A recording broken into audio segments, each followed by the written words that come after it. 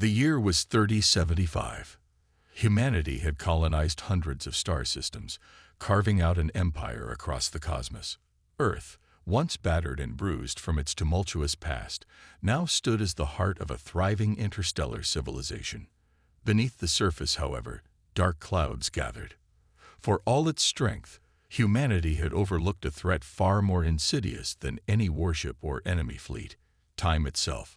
It began on a cold, forgotten world at the edge of known space, HFY. A group of explorers, led by Dr. Ilara Wynn, discovered something strange beneath the surface, a buried structure half covered by centuries of erosion, hidden deep within the ice of the planet's northern poles. Ancient symbols, unlike anything ever recorded, were etched into the walls, and at the heart of the structure lay an artifact. An object that, at first glance, appeared to be little more than a shattered crystal. Dr. Wynn, an expert in Arctic technologies, felt a rush of excitement when she first laid eyes on it. She had been hunting for forgotten relics of humanity's earliest spacefaring days, but this was unlike anything she'd ever encountered. It was as though the artifact had been waiting for someone to find it. Her fingers traced the jagged edges, and a sudden hum of energy coursed through her, as if the object recognized her touch. She recoiled for a moment, but the moment passed, and curiosity overcame her hesitation. "Get the data analyzers," she ordered, her voice steady despite the unsettling sensation that gnawed at her. "We need to know what this is." Her team worked quickly, setting up their equipment and beginning the delicate process of extracting data from the artifact. It had no visible power source, yet it pulsed with an energy that defied all understanding. As the scans ran, one of the team members, a young, bright engineer named Lucas, frowned, his hand shaking as he scrolled through the readings. "This isn't possible," he muttered. "The energy readings, they're fluctuating in ways I've never seen before. It's as if it's manipulating time." Before Ilara could respond, a sudden spike of energy sent a shockwave across the room. The lights flickered, and the air felt thick with an electric charge. Something was happening. They watched in stunned silence as a holographic image began to flicker to life in front of them, a message embedded in the crystal. Dr. Wynn's heart raced as the message began to unfold, its content far more extraordinary than she could have ever imagined. The text, appearing in a language long extinct, was translated instantly by the team's systems. It was a warning, a message from the future itself. "The Vroxians are coming. They will strike when the time is right. They have waited eons to destroy you, but you have one chance. Stop them before they reach Earth. Time bends for those who are worthy." Ilara's breath caught in her throat. The message was clear. Humanity was in imminent danger. The Vroxians, an ancient and technologically advanced alien species, had never been heard of before, yet the warning was unmistakable. Whoever had sent this message had known humanity's future down to its darkest details. Lucas, his face pale, turned to Ilara. How is this even possible?" She didn't have an answer. There was no logical explanation for how a message could cross not just space, but time itself. The possibility that an alien species could have this kind of power was staggering, but what terrified her more was the idea that someone, or something, had sent this warning to humanity, knowing what would happen if they didn't act. In the silence that followed, a grim realization took hold of Ilara. The Vroxians weren't just a threat in the present. They had already begun to alter history itself, preparing for a war that spanned beyond the limits of time. The hunt had begun, and humanity, for all its strength, was woefully unprepared for what was coming. The message from HFY hung heavily in the air, like a storm cloud that refused to dissipate. Dr. Ilara Wynn couldn't shake the feeling that the discovery of the artifact was only the beginning of something far more catastrophic. She stood in her lab aboard the research ship Odyssey, her eyes scanning over the data collected from the artifact. The encrypted message had been decoded, but there were gaps, vital pieces of information that refused to align. "The Vroxians," Ilara muttered, tracing her fingers over the holographic projection of the alien symbols. They've been planning this for centuries. But how do they know about us? How do they know what we will do? Lucas, still pale from the shockwave, tapped on his datapad, sending over the latest scan results. Dr. Wynne, there's something you need to see. She leaned over his shoulder, and his face twisted with unease. I've been running temporal simulations based on the artifact's energy signature. It's not just an object. It's a time bender. It can send messages across time itself. But there's something wrong. This technology shouldn't exist. It predates our understanding of quantum mechanics by millennia. Ilara's heart skipped a beat. Are you saying the artifact is from the future? Yes, Lucas confirmed. Or possibly from a future where humanity is either extinct or erased from history. The artifact itself appears to be a kind of anchor, a beacon designed to survive through time. Its primary function, to warn us, to stop what's coming. Ilara stared at him, feeling a rising sense of dread. The Vroxians weren't just invading. They were manipulating time, rewriting history itself to ensure their victory. And the artifact was their only hope for survival. It was the key to understanding how to fight them, not just in the present, but across all possible timelines. Before Ilara could respond, the intercom buzzed. Dr. Wynne, came the voice of Commander Callan Rourke, leader of the Odyssey's security forces. We've just detected an anomaly in the ship's systems.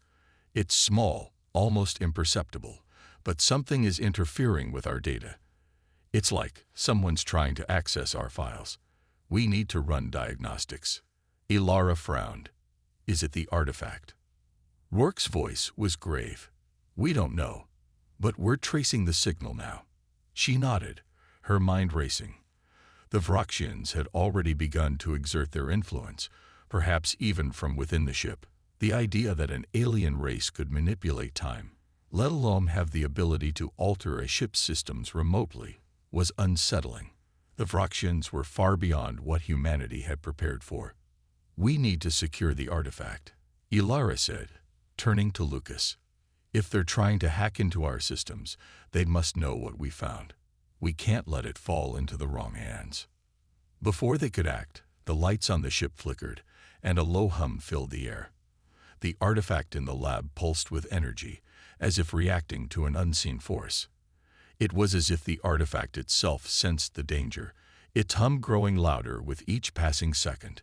Ilara's fingers hovered above the device, unsure whether to intervene or wait. Suddenly, the ship jolted. It wasn't a minor tremor. The Odyssey was violently shaken, as if it had been hit by an invisible force. Ilara stumbled, her thoughts racing. What the hell was that? All hands to battle stations. Commander Rourke's voice echoed through the intercom. We've been attacked. Brace yourselves. Ilara's heart pounded as she sprinted to the security bay. As she passed crew members scrambling to prepare, she knew one thing for certain. The Vroxians had arrived. And their assault wasn't just physical. It was temporal. They weren't just fighting for the present. They were fighting for the past and future, for the very fabric of time itself.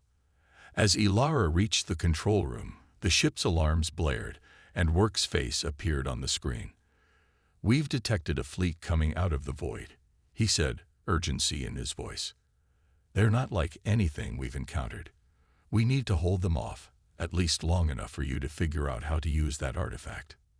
Ilara nodded, her mind racing. The clock was ticking.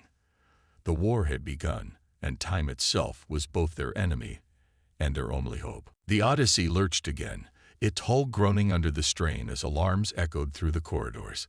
Ilara gripped the edge of the control room's console, her mind racing. The Vroxians were attacking, but it wasn't just their ships that posed a threat. Something far worse was happening.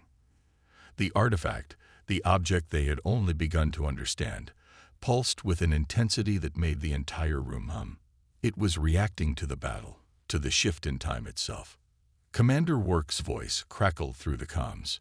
We've got multiple Vroxian ships closing in, Dr. Wynne.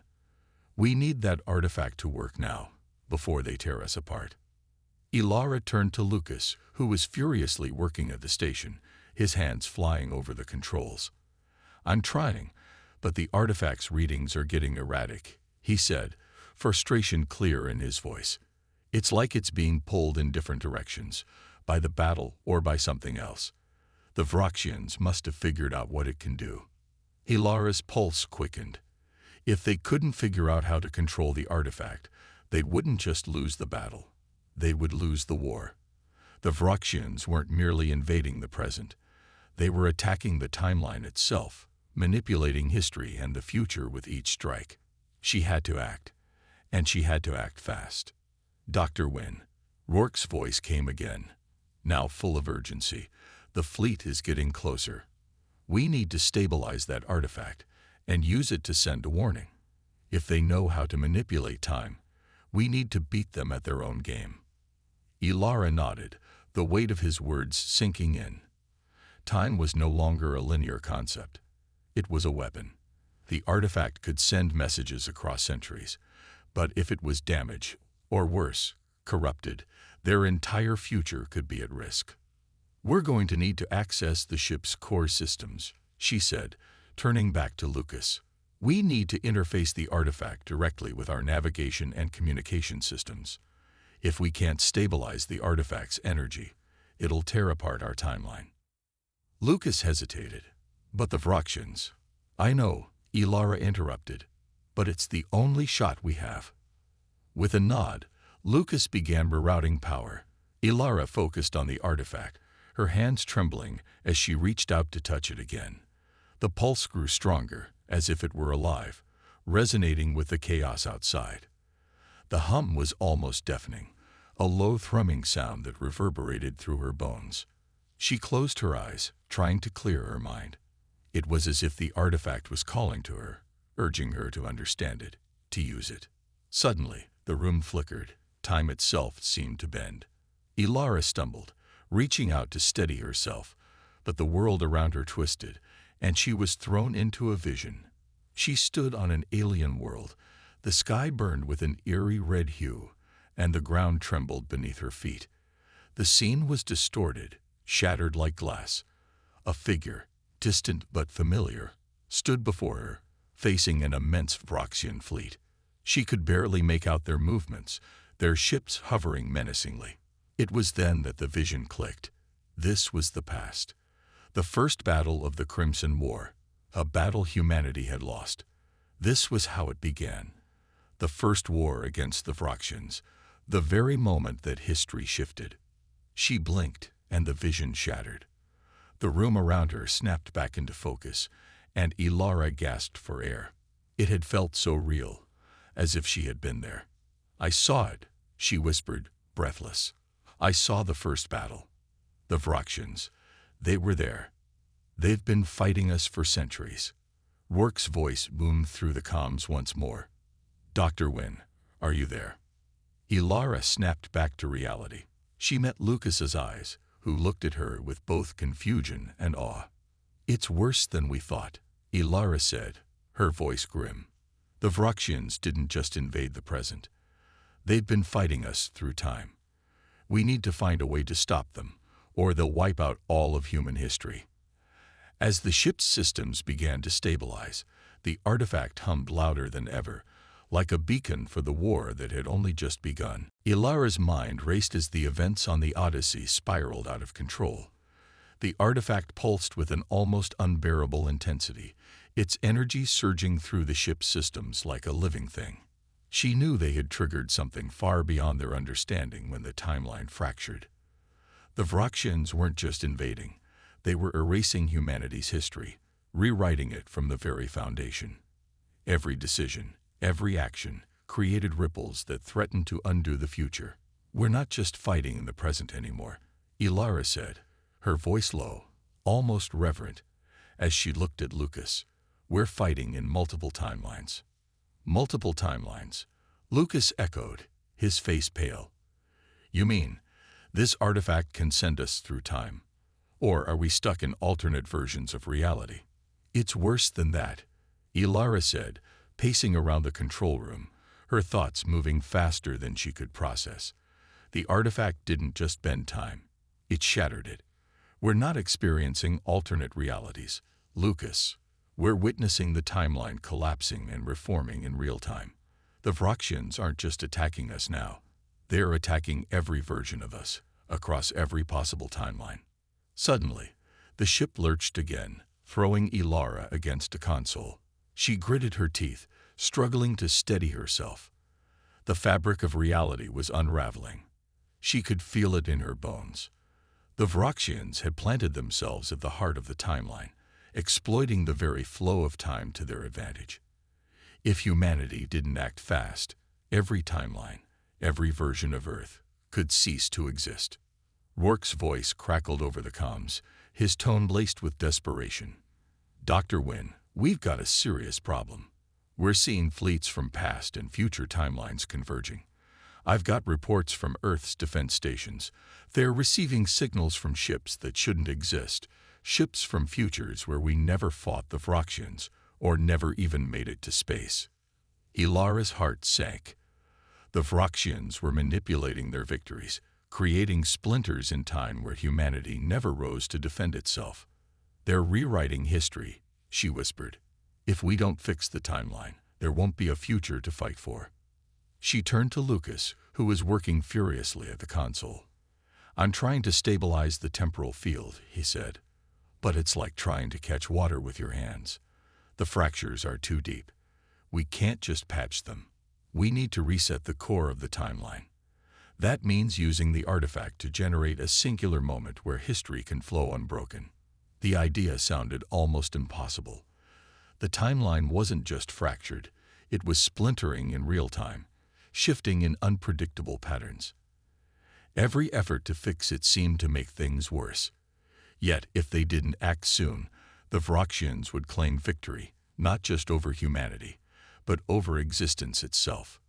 Ilara. Rourke's voice was tight with urgency. We've got a temporal invasion happening right now. A fleet from the future is descending on us, and they've already begun attacking Earth. If we don't regain control of the artifact, we're going to lose everything. Ilara's mind raced, and then, as if a bolt of lightning struck her thoughts, the answer clicked into place. The artifact. It's not just a weapon. It's a key. It's meant to unlock the point in time where we can stop all of this.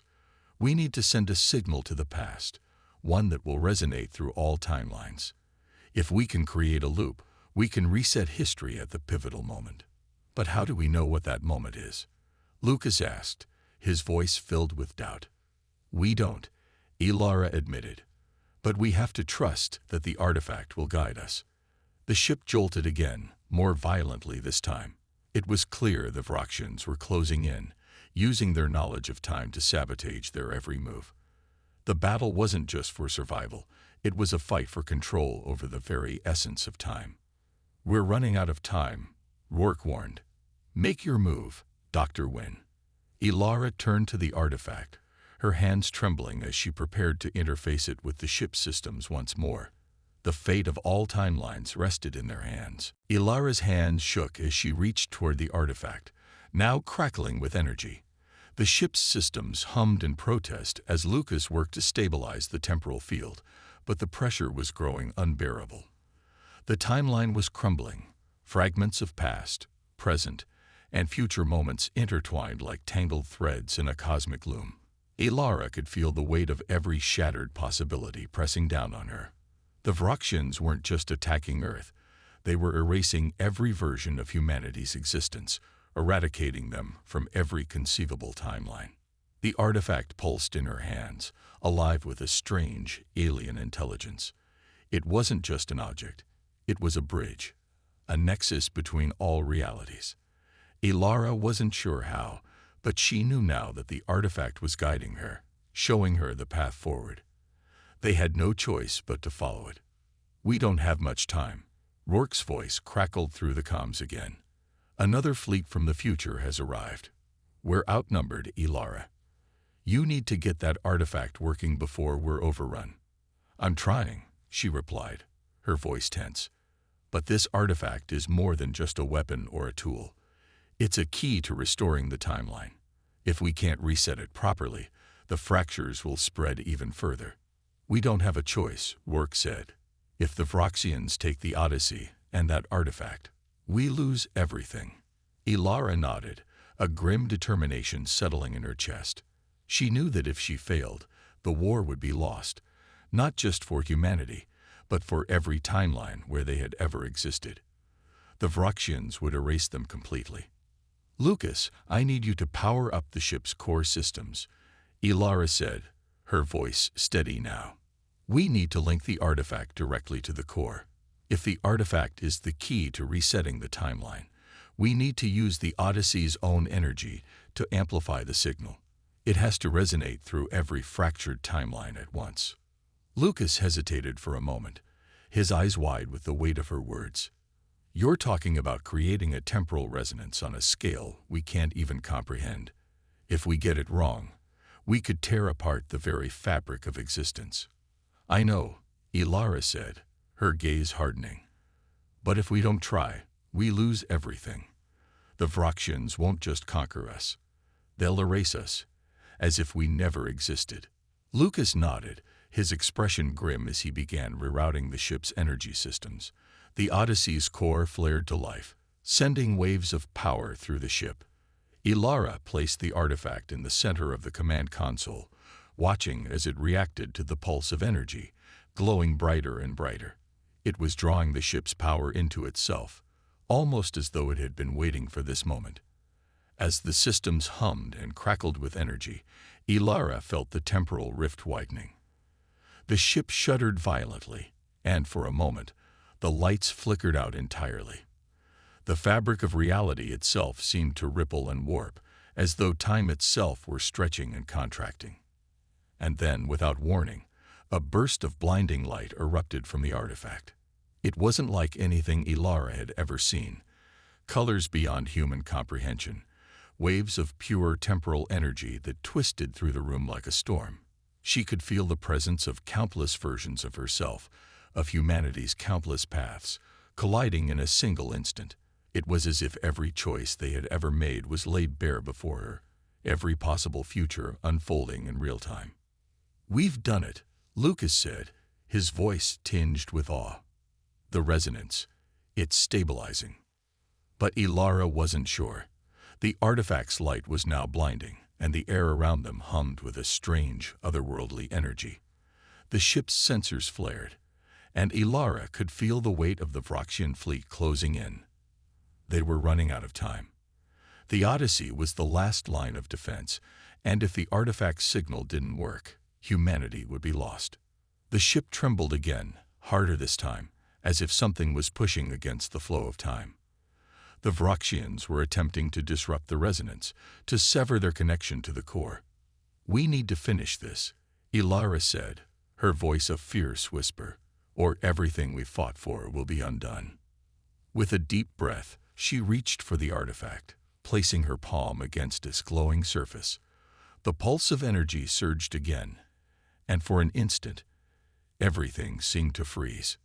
Time itself held its breath. The pulse of the artifact reverberated through the ship, its blinding light searing through the command room. Ilara's palm pressed against its surface, and she felt the presence of 1,000 different timelines pushing against her, their voices swirling in a cacophony of possibility. The artifact was no longer just a device. It was an extension of time itself, a living force that demanded action. She could feel the weight of every decision that had brought her here, every action that had led to this moment. Stabilizing, Lucas said, his voice trained. But it's fragile. If the Vroxians find a way to disrupt it, we're done. This entire reality could collapse. Ilara nodded, but there was no time for hesitation. She could already feel the vibrations of the ship's hull growing more intense, as if the very structure of the Odyssey was being pulled apart by the pressure of multiple timelines collapsing. She glanced at the holographic display, watching as the Vroxian fleet drew closer. Ships from every possible future, every possible moment in history, converged on the Odyssey like a storm of destruction. The Vroxians were trying to push through the fracture in time, and if they succeeded, the timeline would be altered beyond recognition. History would be rewritten, and humanity's future would be lost to them forever. "Commander Rourke," Ilara said, speaking into the comms, "we're almost there. You have to hold them off just a little longer. We need time to finish the resonance." "I'll do my best, but we're outgunned," Rourke replied, his voice gruff. "We've got hostile ships in every direction, and their weapons are tearing through our defenses. We'll buy you as much time as we can, but the Vroxians know what you're trying to do. They'll stop at nothing to prevent it." Ilara took a deep breath, feeling the weight of the world bearing down on her. The ship's systems flickered again, and the entire command room shook with the force of another attack. The temporal rift was widening, spreading faster than she could control. The artifact was the last hope, but if they couldn't maintain the resonance, they would lose everything. "Lucas, we need more power," Ilara said, her voice tight. "We're running out of time, and the artifact is unstable. We need to reinforce the core's connection to the artifact. If we don't, we won't be able to trigger the reset." Lucas nodded, sweat beading on his forehead as he worked furiously at the console. "I'm rerouting everything I can, but it's not enough. The Vroxians are interfering with the temporal field. We need to shut them out." Ilara felt the artifact's pulse intensify, and for a brief moment she heard it, a whisper of a voice. It wasn't human, but it was familiar, a presence that felt ancient and wise. "Trust in the path," the voice seemed to say. "The fracture must be sealed. You are the key." Her heart skipped a beat. She didn't know where the voice came from or if it was the artifact itself trying to communicate. But in that moment, Ilara understood. She wasn't just a witness to history. She was part of it. Her choices mattered. They always had. With newfound determination, Ilara reached out again, her fingers brushing against the surface of the artifact. The resonance surged, spreading out from the Odyssey like a wave, echoing across the fractured timelines. The artifact pulsed with a golden light that began to fill the room, and the hum grew louder, as if the very fabric of reality was bending to her will. Outside, the Vroxian fleet seemed to hesitate, their ships pausing mid-flight. Ilara knew it wasn't enough to simply stop the fleet. She had to seal the timeline once and for all, erase the fractures, reset the history that had been torn apart. But the Vroxians were relentless. A sudden surge of firepower exploded from the enemy fleet, striking the Odyssey with devastating force. The ship's shields flickered, and the energy from the artifact began to destabilize once more. "Stay with it, Ilara." Lucas shouted over the chaos. "We're almost there. You have to finish it now." Ilara gritted her teeth, her vision blurring from the overwhelming light. She wasn't sure how much longer they could hold on, but she knew one thing. She couldn't give up now. The artifact's power was the only thing keeping them from destruction, and it was the only chance humanity had left. With a final push of willpower, Ilara activated the resonance at full strength. The timeline trembled, then froze. For a single eternal moment, time itself stood still. Time held its breath. Ilara's vision swam in a brilliant sea of light. The ship groaned under the strain, its hull shuddering from the sheer force of the temporal resonance she had unleashed. The artifact pulsed one final time, a wave of energy sweeping outward, washing over the fractured timelines like a cleansing tide. For an instant, the Vroxian fleet faltered, their ships frozen in mid-flight. The reality they had manipulated seemed to tremble, as if the universe itself was recalibrating. But Ilara knew this wasn't over. The Vroxians would fight back. They always did. "Come on," she whispered through clenched teeth. "Please work." Suddenly, the ship lurched again, more violently this time, and the hum of the artifact intensified. It wasn't a steady pulse anymore. It was an all-consuming force, pushing and pulling against the boundaries of time. Ilara could feel it deep within her bones, every molecule of her body trembling in sync with the artifact's chaotic energy. "Dr. Wynne," Lucas's voice came through the comms, strained and panicked. "The timeline. It's not resetting. The fracture's still there. We've only slowed it down. The Vroxians are using some kind of countermeasure. It's destabilizing everything again. Ilara's heart sank. What do you mean, countermeasure?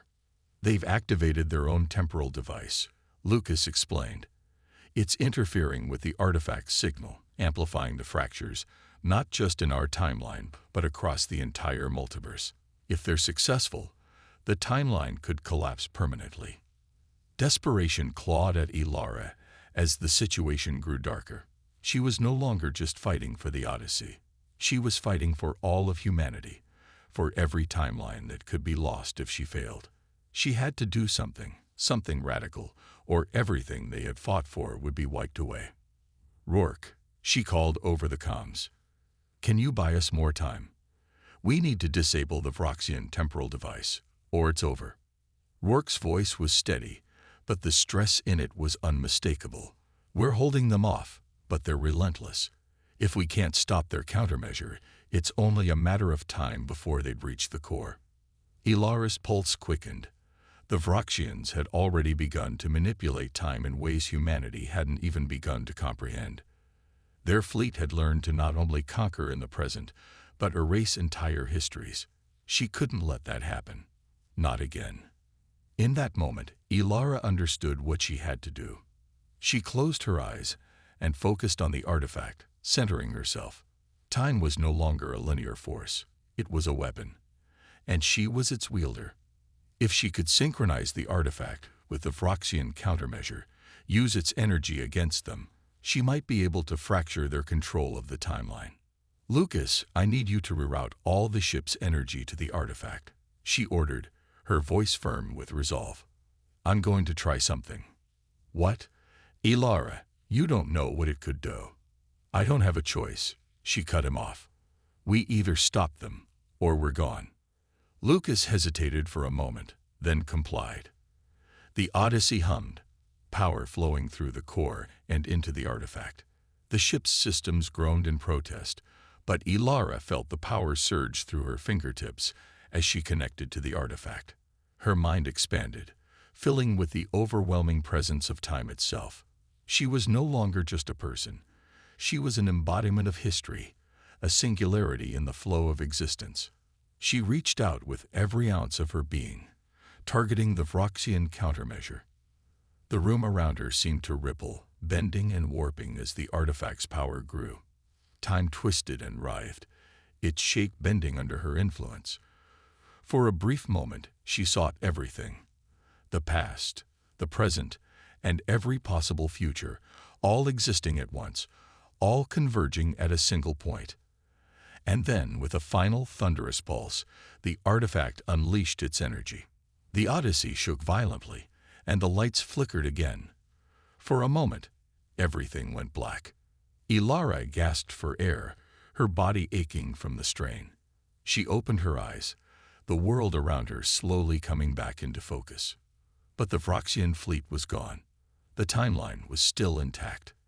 And for the first time, Ilara allowed herself to believe they had won. Ilara's breath came in ragged gasps as she collapsed to the floor, the weight of what she had just done crashing down on her.